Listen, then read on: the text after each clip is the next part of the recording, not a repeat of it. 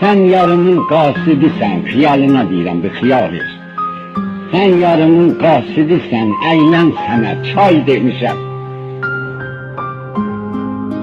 Əylən sənə çay demişəm. Xiyalını göndəribdir, bəs ki mən axbal demişəm. Ax gecələr yapmamışam, mən sənə lay lay demişəm.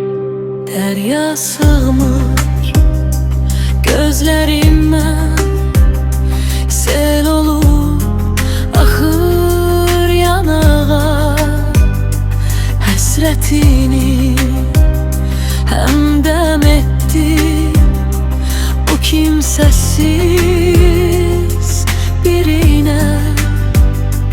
Yayı kışa, kışı yaya döndürüp gittin sen azizim. Sensiz baharın ortasında ağappaq bir kış salmışam azizim. İndi her gün keçen ömre heder yere zay deyirəm. Sensiz keçen her saniye ağrı dolu pay deyirəm. Gülüşümü gizlemişem, kederimle tek kalmışam. Ben baharın ortasında ağappaq bir kış salmışam. Sükut çökür pencereme, otağım dar gelir mənə. Xatirələr qatar kimi